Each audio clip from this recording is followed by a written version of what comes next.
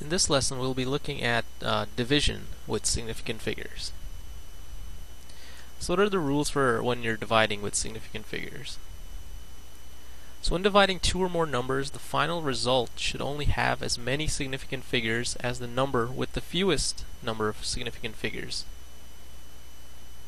So a convention you should follow would be to not worry about significant figures until you calculate the final result. So let's look at some examples and see this rule in action. At any point along the video, if you want to stop and try and solve these example problems on your own before we go over the solution, please go ahead and do so. So how many significant figures would there be if you divided 15.1 by 3.0? 3.0 has the fewest number of significant figures at 2. Therefore, the resulting number would be 5.0 and not 5.0333 and so on. How many significant figures would there be if you divided 2 by 3? Both numbers have only one significant figure.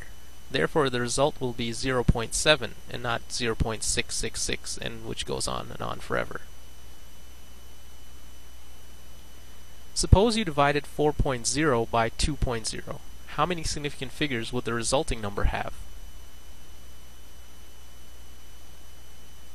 Both numbers have the same number of significant figures. Therefore, the result will be 2.0 and not 2.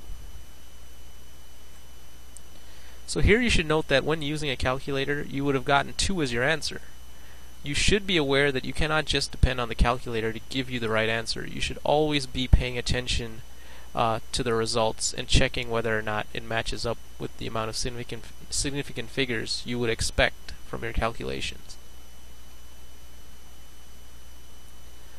Suppose you have the following problem. 4.10 divided by 2.10 divided by 0.002500. What would the result be? Again, if you want to stop the video and try it on your own, please go ahead and do so. So how many significant figures would the resulting number have? So 4.10 and 2.10 contain the least amount of significant figures. Therefore, the final result should only have 3 significant figures.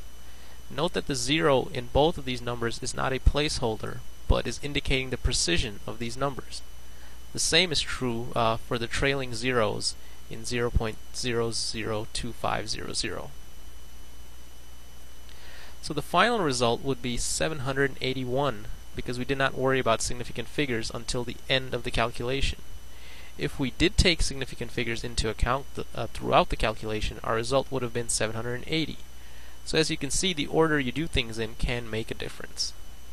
So I hope this lesson has helped in your understanding of how to practice division when dealing with significant figures.